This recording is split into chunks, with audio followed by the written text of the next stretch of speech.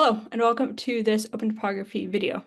My name is Chelsea Scott, and in this video, I'll be talking about the difference between DEMs, DSMs, and DTMs, and in the end, we'll specifically be looking at an area along the Delaware Water Gap in Pennsylvania. So the figures on the bottom are topographic hillshades. The left is a digital surface model that shows an area with vegetation in a mountainous region of northern Arizona. The left is a digital terrain model of the same area with the vegetation removed, where you can much better see the underlying mountainous terrain. So DEMs, DSMs, and DTMs are all raster datasets. So let's talk about those. So these represent digitally what the topography looks like. And the elevations are stored in a raster format, which is a grid of squares or pixels. And in these raster datasets, the elevation is represented as a continuous surface where the elevation, or the z value, is estimated along a regular spaced x and y grid. And it's important to note that these surfaces are not true 3D.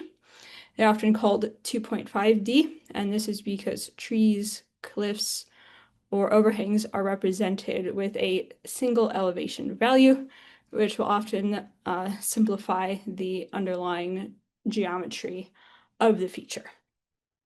On the right is an example of a raster data set. This represents a pyramid with the center value being 400 elevation, and then the elevation decreases in all of the directions. So let's talk about these three products in more detail. A DEM is a digital elevation model. This is often a fairly generic term and often refers to a raster data set that is made from a full point cloud. And the elevations are often an intermediate elevation between the bare earth and higher elevation values in the landscape. These are often made from the full point cloud using a local neighborhood geostatistical or spline method. A common approach is the triangular irregular network, or TIN.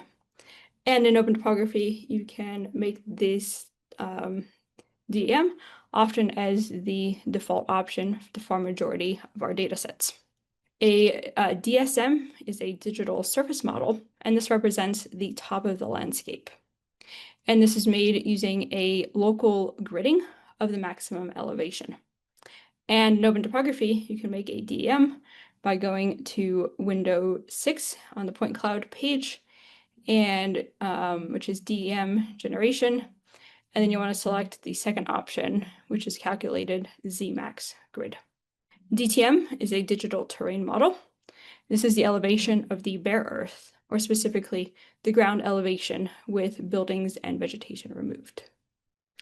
DTMs are made using ground points only, using the same methods as a DEM. And in OpenTopography, on the point cloud page, you can make this going to coordinates and classification and selecting ground as the return classification. So let's look at an example of these products in Pennsylvania. So here we are in very eastern Pennsylvania. And if we zoom out a little bit more, you can see the Delaware Water Gap, which is right here. And this is cool geology and a popular recreation area. And then we're going to be looking at these products here. So here we are in a mountainous and area with vegetation. And to start with, here is the DEM. And here where we can see this roughness in the digital elevation model that represents the roughness of the from the trees. And then we can look at the digital surface model. And in some ways, this looks fairly similar to the DEM, but a little bit smoother. And that's because we're strictly looking at the top of the tree canopy. And then finally, we have the digital terrain model. And this is the landscape with these trees removed. so we can see exactly what the landscape looks like. And in particular, we can see we have this topographic depression and very likely a creek right here. And next, I'll show you a topographic profile going through here. So here is that topographic profile. We can see the digital terrain model in green, and that clearly shows that underlying topography forming that gentle valley. And then we can see a DEM, which is in red, and that's here. And this DEM shows a lot of local roughness as we're seeing different parts of the tree canopy and the ground surface. And then finally, DSM, digital surface model, that represents the top of the tree canopy. And we can see that along this whole profile, the DSM is above the DEM and the DTM.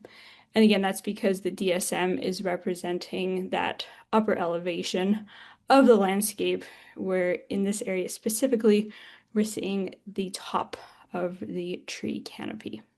Thank you for watching this video on DEMs, DSMs, and DTMs.